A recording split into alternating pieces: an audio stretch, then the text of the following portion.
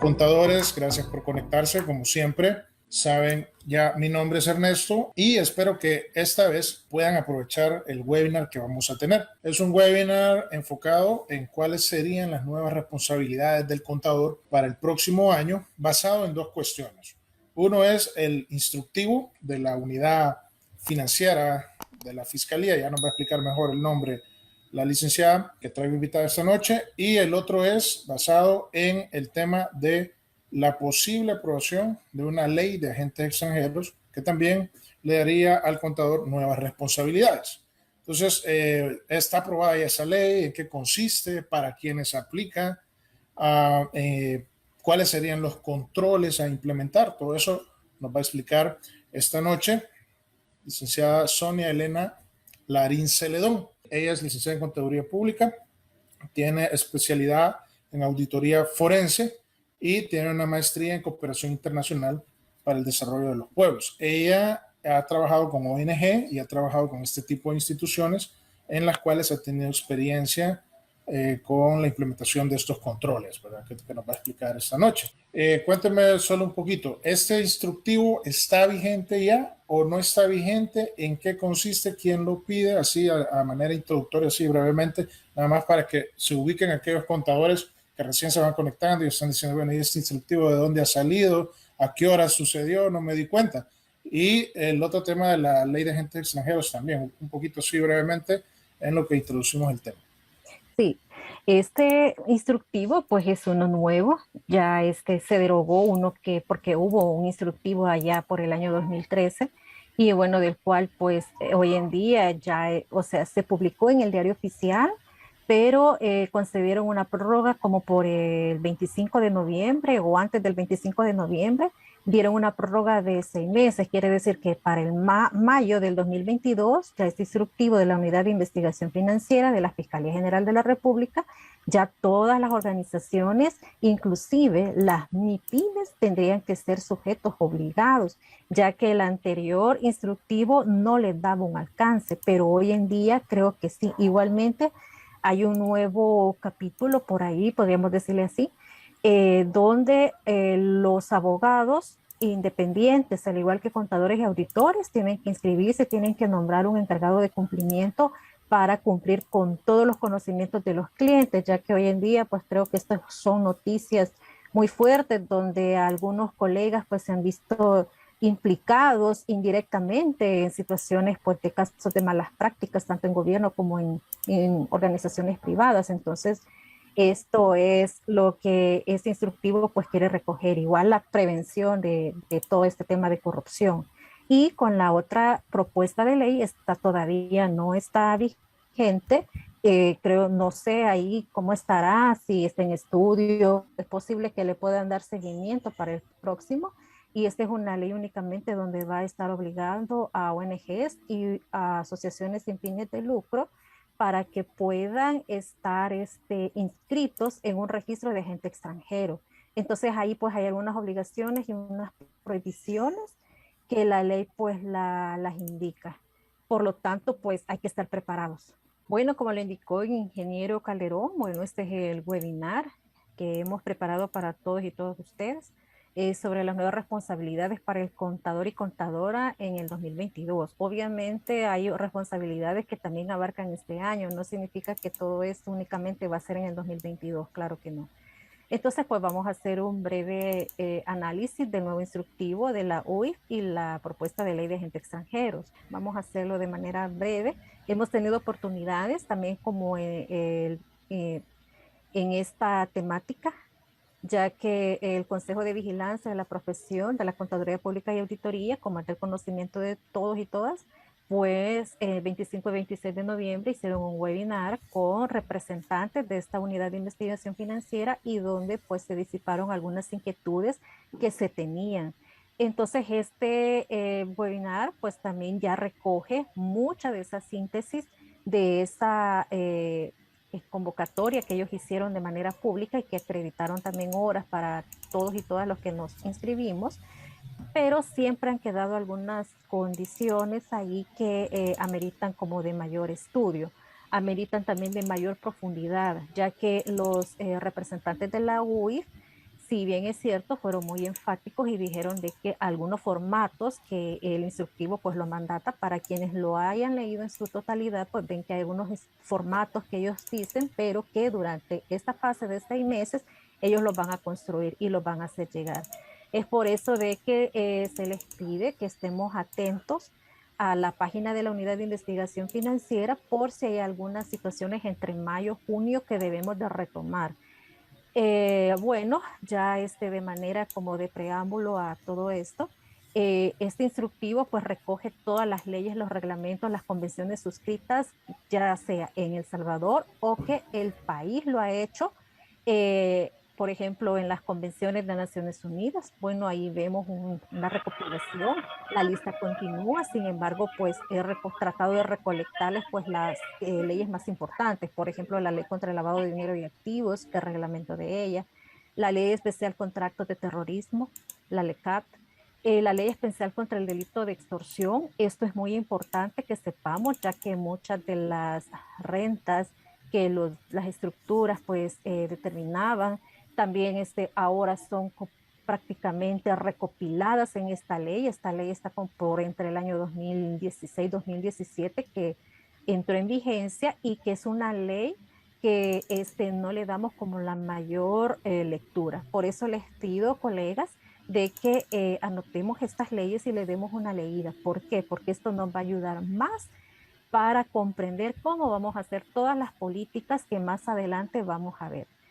Bueno, también dentro de esta normativa están las recomendaciones del Grupo de Acción Financiera de Latinoamérica, que es este grupo que crea todas esas condiciones, crea todos estos lineamientos, porque el rol fundamental del Grupo de Acción Financiera es erradicar completamente la corrupción en los países. Entonces, el GAFI es el que mandata todo esto y que a petición de que el GAFI en el año 2020 tuvieron una revisión exhaustiva, ya que no hubiesen, sino que hay muchos casos de corrupción a nivel de todos los países de Latinoamérica.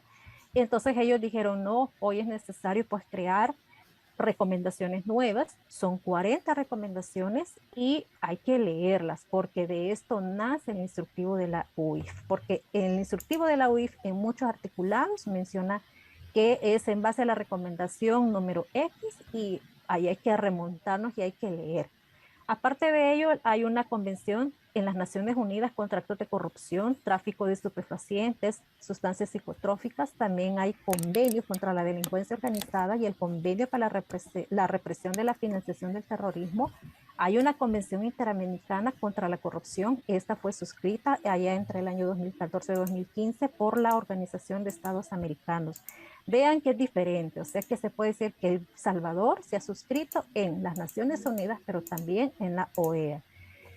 Y también, bueno, aquí yo lo he quedado como por un apunte muy fundamental, que el instructivo del que les mencionaba anteriormente, con fecha 1 de julio de 2013, queda sin efecto. Quiere decir que ya todo lo que se construyó en base a ese instructivo prácticamente debe de modificarse. Ojo, es de modificar, no se tienen que crear nuevas políticas, nuevos manuales, sino que se deben reforzar los que ya existieron cuando este instructivo dijo, bueno, ahora todas las organizaciones, todo, porque hay un artículo número 2 que ya lo vamos a ver más adelante, donde dice quiénes son las personas que van a estar obligadas a inscribirse. Entonces ahora se abarca a OEA pymes, como lo decía anteriormente, y ahora pues queda sin efecto. Y también, bueno, ya lo mencionamos, que este instructivo pues tuvo una prórroga de 6 meses para la aplicación. Ahora vamos a entrar en la esencia de este instructivo. ¿Quiénes son los sujetos obligados? Bueno, son todas aquellas personas naturales y jurídicas que desarrollan actividades económicas diversas, estén o no constituidas legalmente y que deberán reportar las diligencias o operaciones financieras sospechosas y o que superen el umbral de la ley. Hay varios umbrales de ley. Esto lo establece el instructivo y un poco la ley de lavado de dinero, pero hay que tener en cuenta los umbrales que establece el instructivo. ¿Y quiénes son los sujetos obligados? Esto está en base a este artículo 2.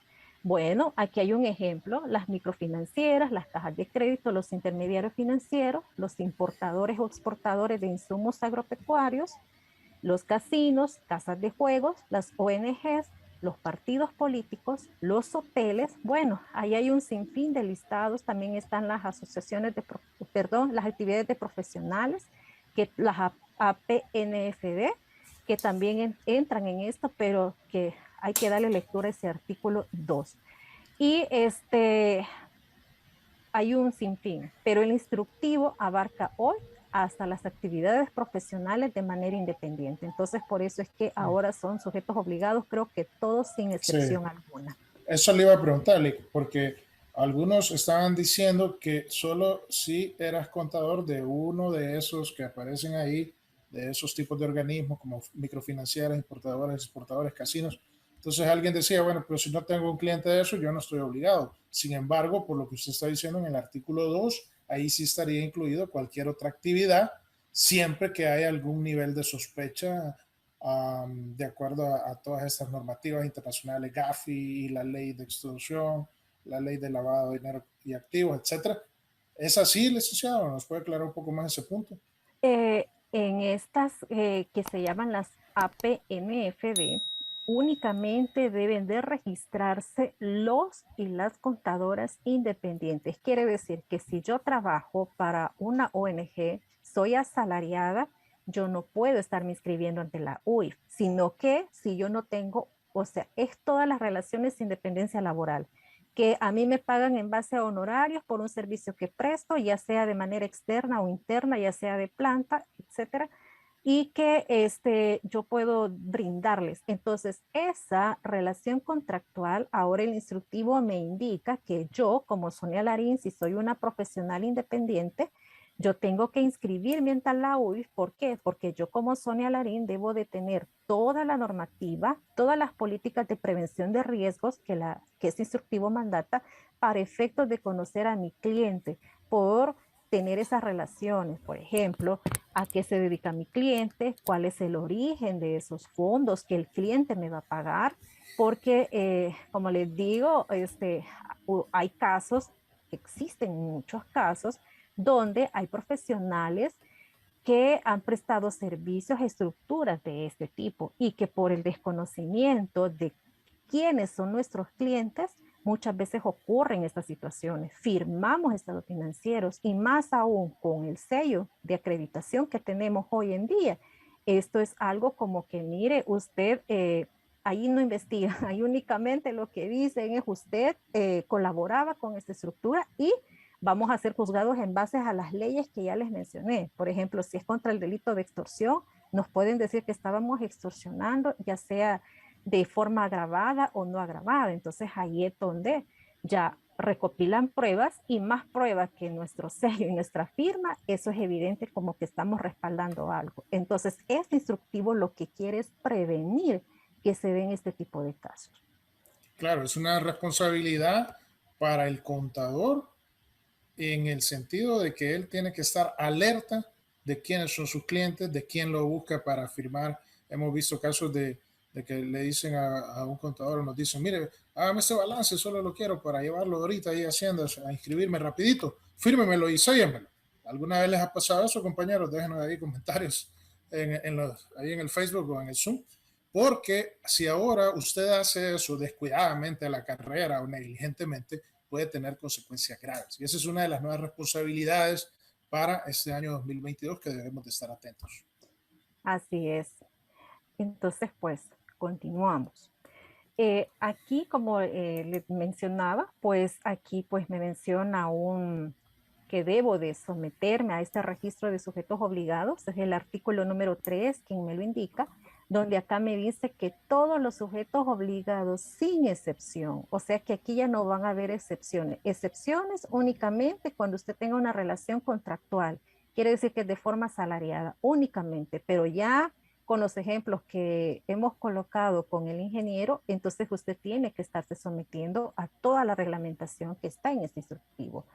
Entonces, pues aquí menciona este mismo artículo que debemos de registrarnos en la plataforma diseñada para estos fines y estar en todo momento, tenemos esta obligación de actualizarnos. Por ejemplo, si ya estamos registrados, pues hay que hacer una actualización a todos estos manuales que ya tenemos, al igual que todas, pero por ejemplo, los puntos de actas donde está el oficial o el encargado de cumplimiento, todo esto se debe de llevar ya de forma actualizada.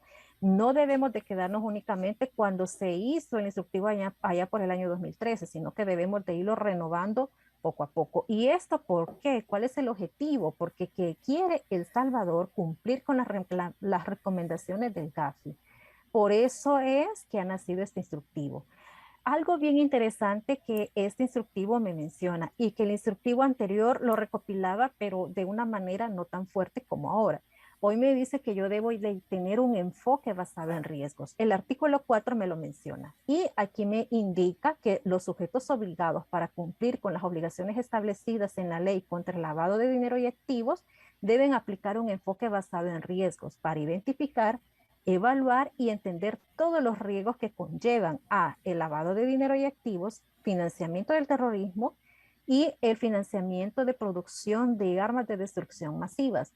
Esta última figura no lo tenía el anterior instructivo. Hoy sí lo han incluido. ¿Por qué? Para evitar estas cosas de financiamiento de terrorismo, armas nucleares, etcétera. Entonces, ¿qué menciona que este principio? Es que cuando existan riesgos mayores, nosotros debemos de ejecutar medidas intensificadas para la administración y mitigación. Y cuando existan los riesgos menores, se pueden aplicar medidas simplificadas, siempre y cuando dejemos justificación y documentación en evaluación de los riesgos llevados a cabo por dichos sujetos obligados. Ahora bien, este es un concepto que yo lo he traído para que sepamos, porque si ustedes le han dado lectura, solo menciona el enfoque basado en riesgos, me menciona de todas estas medidas que acabamos de, bueno, que ahí pueden leer en la diapositiva, pero no me dice en instructivo que es un enfoque basado en riesgos.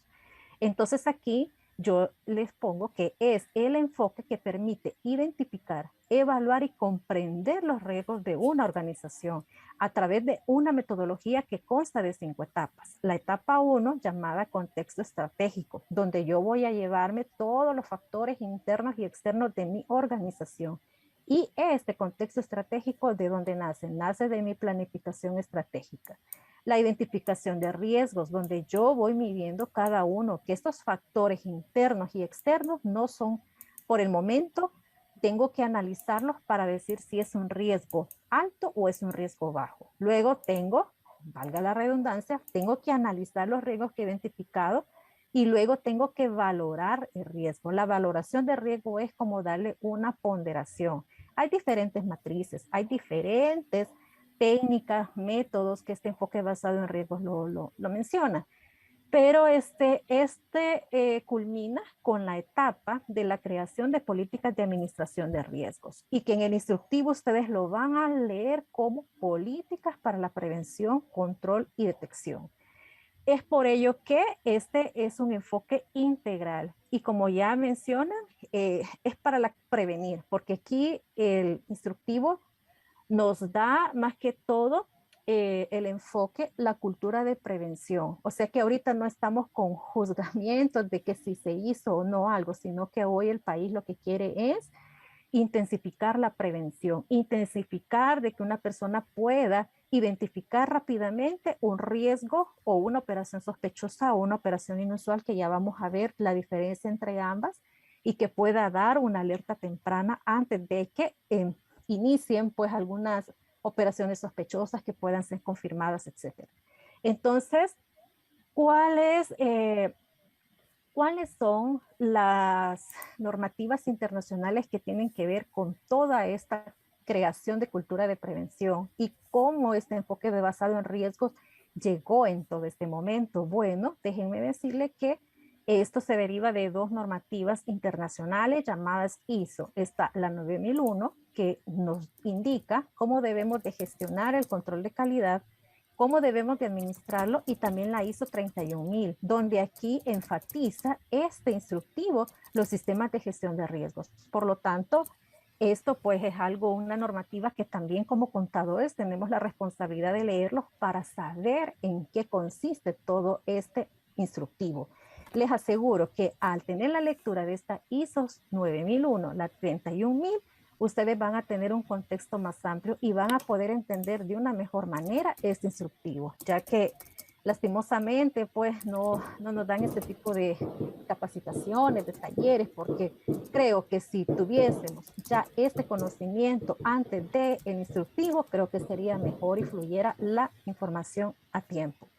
Ahora, algo que sí quiero rescatarles aquí es que el órgano de gobierno de mayor jerarquía del sujeto obligado o quien haga las veces será el encargado de aprobar, impulsar e implementar. Quiere decir que aquí ya no es responsabilidad de las unidades de auditoría interna, ya no es responsabilidad de contabilidad, ya no es responsabilidad de X área, sino que hoy es la junta directiva, consejos de administración o quien haga las veces del órgano de mayor jerarquía en mi gobierno corporativo es el que se va a encargar de darle todo este seguimiento.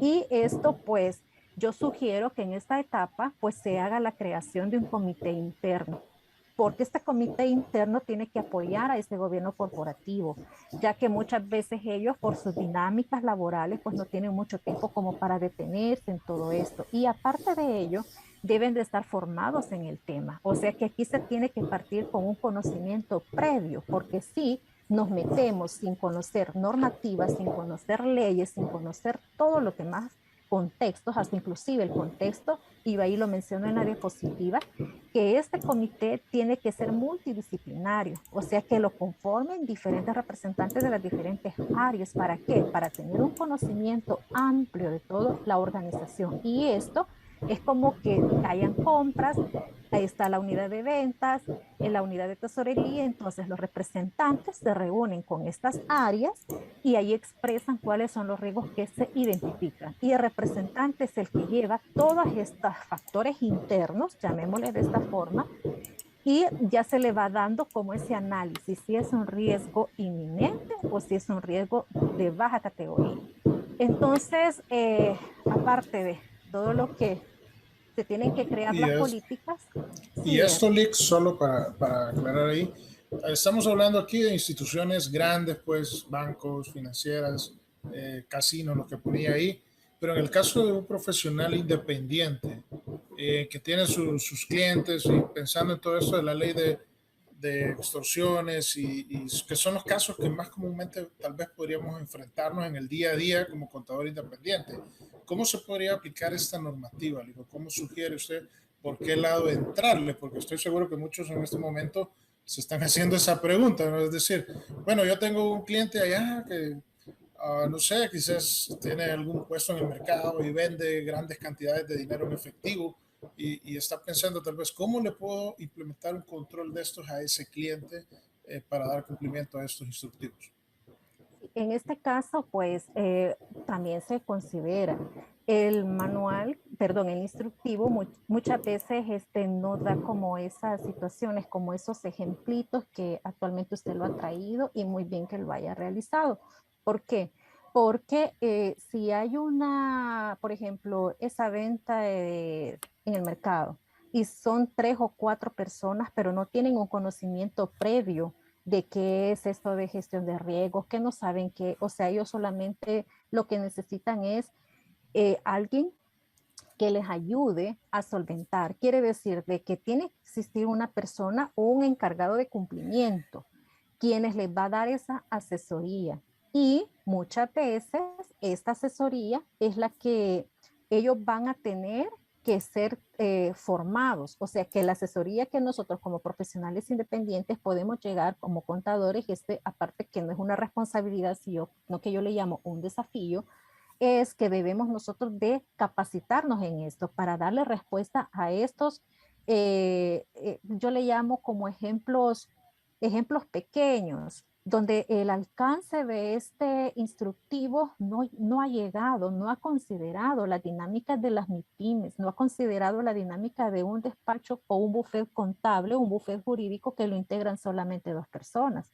Entonces, ¿qué se tiene que hacer? Se tiene que hacer un equipo colegiado, tal y como yo lo estoy sugiriendo, y como la política, el artículo 5 me menciona que tengo que hacer todo esto para darle vida a la política de prevención y control. O sea que aquí lo que tengo que realizar es un proceso de empoderamiento, o mejor dicho, de fortalecer esas capacidades en estas personas para que ellos puedan lograr interpretar los riesgos y ellos mismos sean quienes los puedan detectar en el momento sin que la persona que les ha asesorado, sin la persona o el encargado de cumplimiento esté en planta, porque también esto ha sido un tema muy discutido porque mencionan, puchica, pero si solamente en mi oficina solo somos dos, ¿quién va a ser el encargado de cumplimiento? Y déjenme decirles que no puede ser el contador ni el auditor interno, no puede ser ni siquiera la persona que está haciendo las veces del gobierno de mayor jerarquía.